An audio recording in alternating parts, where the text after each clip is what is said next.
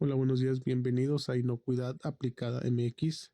Mi nombre es Adán Sosol y este video hablará acerca de la zona de peligro.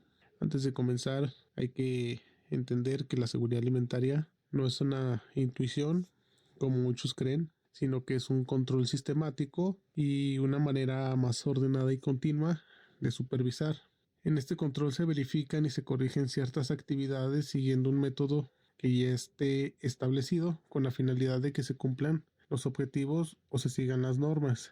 Si hablamos de un concepto que aplique la mayoría de las fallas en cuanto a la inocuidad, este concepto sería la zona de peligro. Así yo lo definí y hay que aclarar que es muy común consumir alimentos que las personas consideran adecuados porque pueden llegar a verse, oler o saber bien, y esto para la mayoría pues no representaría un riesgo como tal, no representa un riesgo sanitario, pero aquí es donde debemos aclarar muchos temas, y el primero de ellos es hacernos la pregunta de qué es la zona de peligro. La zona de peligro es el rango de temperatura que va desde los 5 grados hasta los 60 grados centígrados, en el cual los microorganismos patógenos pueden multiplicarse de una forma rápida, que está basado en los principios microbiológicos y está respaldado por las normativas sanitarias mexicanas, como por ejemplo la norma 251 SSA 1 2009. En esta norma pues establece que las prácticas para la preparación de alimentos deben ser adecuadas y de higiene. Entonces, dentro del rango que ya mencionamos de 5 grados centígrados a 60 grados centígrados, las bacterias como por ejemplo la salmonela, la Escherichia coli o E. coli y la Staphylococcus o por ejemplo también la listeria encuentran condiciones favorables para su reproducción. En cuanto a condiciones ideales, pues algunas de estas sería la falta de temperatura adecuada, y pues hay que recordar que las temperaturas adecuadas para alimentos fríos deben de ser temperaturas de 0 a 4 grados. Ya mayores a 4 grados pues se empieza a entrar en lo que se llama zona de peligro. Entonces, en condiciones ideales, algunas de estas bacterias pueden duplicar su población cada 20 o 30 minutos, dependiendo también distintos factores. Y esto significa que por muy mínima que sea una cantidad de bacterias, pues esta se puede convertir en millones y millones en pocas horas. Entonces, aquí pues tenemos que hablar de principalmente de la salmonela. Salmonella entérica. Este tipo de bacteria se encuentra principalmente en los alimentos que vienen del pollo. El pollo, el huevo y algunas otras carnes crudas, pero principalmente se encuentra en el pollo y en el huevo. Entonces, también se llega a encontrar en algunos lácteos que no estén pasteurizados, como por ejemplo aquí pues en la región que yo vivo aún se sigue dando mucho la situación de que las personas tienden a comprar o a consumir la famosa leche bronca, que pues no es más que otra cosa que van y extraen pues la leche directamente de la vaca y así la venden. Entonces no se lleva un proceso de pasteurizado, y pues esto aquí también se puede correr el riesgo que si no se tiene la higiene adecuada, podamos contraer alguna enfermedad que venga derivada de la salmonela. También me ha tocado ver muchos establecimientos cercanos a mi domicilio, y no necesariamente cercanos, sino que pues a lo largo del país también se llegan a ver. Me ha tocado ver establecimientos grandes, bien definidos, empresas que ya son reconocidos, en donde pues la manipulación de los alimentos es una manipulación incorrecta, y pues por ende la reproducción de ese tipo de bacterias o proliferación es más adecuado. Entonces el tiempo de reproducción, como ya se mencionó, va de entre 20 y 40 minutos o 20 a 30, dependiendo también de factores, ¿verdad? Entonces, ¿qué quiere decir esto? Que si tenemos una temperatura de entre 5 y 60 grados, pues la multiplicación se va a duplicar exponencialmente de 1 a más millones en poquitas horas. Entonces, esto siempre y cuando existan las condiciones ideales. En caso de que no se tengan las medidas o no se realicen las prácticas adecuadas, lo que va a derivar de una salmonela, pues es una enfermedad llamada salmonelosis. Esta enfermedad, pues sus principales síntomas serían la diarrea, la fiebre, el dolor abdominal y en otros casos puede también darse náuseas y vómitos.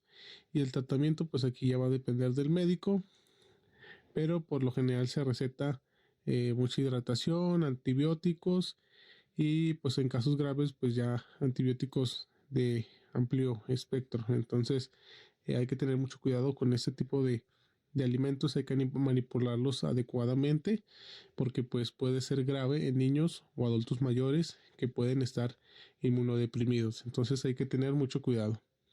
Otra bacteria también que es popular en cuanto a los temas de alimentos es la Escherichia coli o la famosa E. coli. Y pues esta aparece principalmente en carne molida o carne que está mal cocida. ¿Por qué en carne molida? Porque la E. coli vive principalmente en el intestino de los animales y durante el sacrificio, si hay contaminación fecal, hay residuos fecales, la bacteria puede pasar a la superficie de la carne. Entonces, en un corte entero, si tenemos un corte entero de algún animal, la contaminación pues siempre suele quedarse en la superficie. No habría tanta complicación, pero al moler la carne, la bacteria se mezcla y se distribuye uniformemente por todo el producto. Además de esto, pues la carne molida tiene contacto con más equipos. También tiene contacto con herramientas de trabajo como molinos, cuchillos, sierras, tablas de picar, mesas y pues hay una mayor manipulación por parte del manipulador de alimentos y esto aumenta que el riesgo de esta bacteria pues se pueda propagar a otros alimentos. Entonces aquí puede haber también contaminación y la cocción pues siempre debe de ser suficiente. No se cocina completamente, la bacteria va a quedar en el interior y va a continuar sobreviviendo. Puede parecer que a lo mejor por fuera el alimento ya se cocinó, pero si por dentro la temperatura no llega al menos a 70 grados centígrados, la bacteria va a continuar persistiendo. Entonces, eh, para erradicarla, pues es aconsejable que la temperatura sí o sí en la parte interior del alimento llegue a los 70 grados. Entonces, debemos alcanzar esta temperatura por algunos minutos para que eliminarla por completo. Y aquí me gustaría hacer un pequeño paréntesis porque quisiera mencionar que pues incluso a mí me ha tocado ver en muchas situaciones, se prepara este famoso ceviche con carne molida y me ha tocado ver que se le exprime jugo de limón y la persona comenta que pues ya se coció la carne. Hay que mencionar aquí que el jugo de limón sí contiene ácido cítrico y el pH del ácido cítrico pues, está entre los 2 y 3 y lo que provoca principalmente en la carne no es que se cosa, la carne, aquí lo que pasa es una desnaturalización superficial de las proteínas. El ácido cambia la estructura de la proteína, como por ejemplo la mioglobina, y por eso la carne cambia de color. Se pone de roja a gris o blanca, y la gente piensa que ya se cocinó. El limón no cose, solo es un cambio químico y una simple reacción. Aquí no se está alcanzando la temperatura ideal o letal para este organismo y pues no se está inactivando los patógenos del E. coli. Aquí sí se requiere que se alcancen las temperaturas que ya mencioné de 70 grados centígrados y pues como tal el ambiente ácido de limón sí puede disminuir algo de carga bacteriana en la superficie, nada más. No penetra como de forma homogénea, pero esto no garantiza destruir las bacterias mezcladas ya en el interior y tampoco inactiva las toxinas que estén preformadas, porque hay que diferenciar aquí. Hay bacterias y hay bacterias, las bacterias generan toxinas y pues muchas veces las toxinas son más difíciles de destruir, incluso en temperaturas mayores a 60 grados centígrados. Y qué bueno que mencionamos lo de la toxina, porque a continuación voy a presentar una bacteria. Esta también puede estar muy presente en alimentos y esa es la famosa Staphylococcus o Staphylococcus. Esta bacteria se encuentra principalmente en la piel, en la nariz, en las manos, en las uñas de los manipuladores de alimentos. Esta bacteria es una bacteria que pues genera una toxina. Más adelante se los menciono. Y esta bacteria contamina los alimentos que ya están listos para consumo, como por ejemplo ensaladas, carnes previamente cocinadas, guisados, comidas rápidas, pasteles y una gran variedad de alimentos. El tiempo de reproducción de esta bacteria pues es igual que las anteriores, de entre 20 a 30 minutos, y la multiplicación puede ser muy rápida, de 1 a más millones en pocas horas. Entonces, además, esta bacteria produce una toxina. Esta toxina es resistente al calor. Esta toxina se llama enterotoxina estafilocócica, y hay diferentes tipos de enteroxinas. La más común en las intoxicaciones alimentarias es la tipo A, pero también tenemos la tipo B, la C, la D, la E. Y pues este tipo de toxinas son residuos que las bacterias van dejando, y estas toxinas son termoestables. O sea que se pueden resistir temperaturas de cocción normales, aunque la bacteria se muera en el proceso de la cocción cocinado del alimento. La toxina no se destruye y puede permanecer eh, activa en el alimento. Y esto que provoca pues que existan náuseas intensas, vómitos y después de haber consumido el alimento. Esto va a depender mucho también de algunos factores, pero por lo general se da la diarrea, el vómito, eh, el dolor abdominal entre 2 y 6 horas después de haber consumido el alimento contaminado. Por eso, como mencionábamos al principio del video, pues muchas veces pareciera que el alimento está en buenas condiciones, pero no sabemos si existe ya alguna toxina generada por alguna de esas bacterias. Ahora, lo recomendable para evitar todo este tipo de bacterias y llegar a contaminar nuestros alimentos, lo que yo recomendaría sería el manipular alimentos con nuestras manos bien lavadas por lo menos 30 segundos. Eso es como mínimo para lavarnos nuestras manos. El lavado de manos debe de hacerse con jabón de entre los dedos, debajo de las uñas. Si tenemos un cepillito para uñitas, pues tallar nuestras uñas, lavar las palmas, dedos, muñecas, y lo recomendable sería hasta la mitad de nuestros brazos. Entonces, también recomiendo utilizar toallitas de papel para secar nuestras manos, y yo personalmente no recomiendo el secador de aire por una sencilla razón, que existe algo que se llama aerosolización.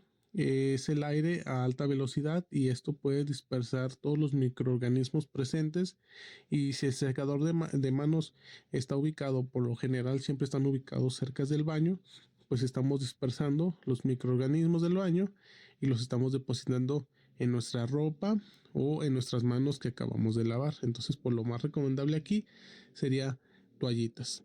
No restregar las toallitas sobre nuestras manos para que no queden pelucitas, sino que hacer como la función de absorber, presionar hasta que nuestras manos queden totalmente secas. Y también mencionar que si el entorno no es estéril, el aire pues contiene bacterias, y estas bacterias van directamente a nuestras manos. Y otra razón es el tiempo y la técnica.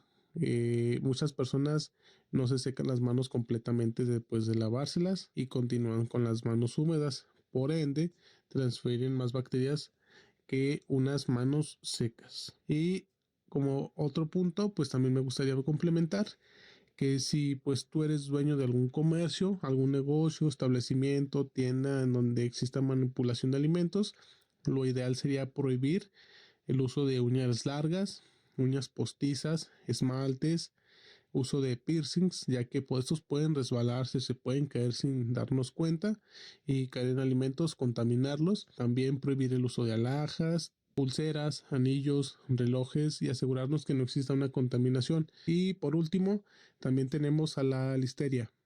Esta bacteria se encuentra principalmente en los quesos blandos, en alimentos no pasteurizados, en embutidos o en alimentos refrigerados listos para consumo.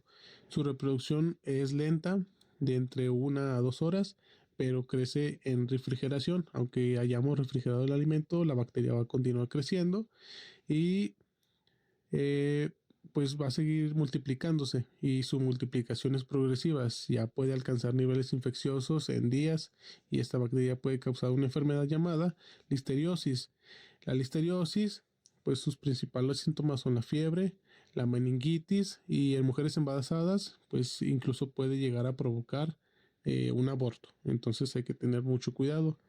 Y pues en resumen, todas las bacterias que se mencionaron crecen rápido cuando existe la zona de peligro, que es de 5 grados centígrados en adelante hasta los 60. Personas con mayores riesgos pues son los bebés, los niños y adultos mayores o personas embarazadas. Y su prevención pues es la higiene estricta, cocción adecuada del alimento, una refrigeración que debe de estar entre 0 y 4 grados centígrados para alimentos refrigerados, y una temperatura mayor a menos 18 grados centígrados. Y pues debemos evitar siempre la contaminación cruzada a todo lugar. Vamos a pasar a los errores más comunes. Los errores más comunes que están relacionados con la zona de peligro son el dejar los alimentos a temperatura ambiente más de 2 horas fuera de refrigeración, el enfriamiento lento, guardar grandes volúmenes de alimentos calientes en el refrigerador sin dividir en porciones pequeñas. Sí podemos guardar alimentos en el refrigerador, siempre y cuando sean porciones pequeñas. Si son porciones grandes, pues aquí estamos en una zona de peligro. Descongelar alimentos a temperatura ambiente también es algo que es de la zona de peligro, y ese tipo de descongelación pues permite que la superficie entre a la zona de peligro mientras el centro del alimento sigue congelado. Y mantenimiento caliente inadecuado es otro error común, y esto se da mucho en buffets o negocios que manejan vaporeras, y no debe de estar nunca por debajo de los 60 grados centígrados, porque como es un alimento que se vende de forma rápida, pues no puedo estar calentando, enfriando. Entonces lo mantengo a la misma temperatura, y siempre está a más de 60 grados centígrados, nunca menos, porque pues aquí entonces yo estaría incurriendo en uno de estos errores. El recalentamiento deficiente también es otro error, el no llevar el alimento al menos a 74 grados centígrados antes de servir. Finalmente, mencionar algunos métodos seguros de descongelación por si les interesa. Y el primero de ellos sería la refrigeración. Es un método muy lento, pero que mantiene el alimento fuera de la zona de peligro. Esto casi siempre se realiza si vas a cocinar un alimento congelado al siguiente día, pues lo realizas desde un día anterior y sin ningún problema. El método consiste, lo más adecuado pues aquí es sacar el alimento de la nevera, del congelador, y pasarlo a la parte inferior del refrigerador, que es el área de refrigeración, y dejarlo ahí hasta que se descongele. El segundo método sería el agua fría. Colocamos el alimento en alguna bolsa hermética, y de preferencia que la bolsa sea estéril, y colocar el alimento, sumergerlo en agua fría, no en agua caliente, y no dejarlo por más de 30 o 45 minutos sin supervisión. Entonces después de ahí ya podemos cocinar el alimento. Y otro método que también es muy seguro, para al menos yo lo considero uno de los mejores, pues es el del microondas, siempre y cuando vayamos a consumir el alimento en ese momento, o más bien lo vayamos a cocinar. Y como último punto, refrigerar un alimento caliente sería que el alimento pase de 60 grados centígrados a 21 grados o 20 grados centígrados en un lapso de aproximadamente entre 1 y máximo 2 horas. Ya cuando el alimento pasa a 21 grados, ahora hay que pasarlo a 4 grados centígrados en un lapso máximo de 4 horas, y en total para enfriar el alimento desde los 60 grados centígrados hasta los 4 grados centígrados deberían de haber pasado aproximadamente entre 4 y 5 horas cuando mucho. Y pues para concluir, pues nada más, no me gustaría hacer la invitación de que si trabajamos con alimentos, pues midamos las temperaturas si está en nuestras manos, y si no podemos o no tenemos cómo medir la temperatura, pues nada más respetar los tiempos, mantener higiene estricta en todo momento, y no confiarnos porque lo que no se ve, pues también cuenta. Entonces la inocuidad demuestra eso, demuestra control y pues no nada más con simples suposiciones. Entonces cualquier observación constructiva que quieran hacerme, pues lo pueden hacer en los comentarios, lo pueden hacer por mediante de mi Facebook, de mi WhatsApp, y pues cualquier duda, pues estoy a sus órdenes. Esto fue Inocuidad Aplicada MX. Soy Adán Sosol.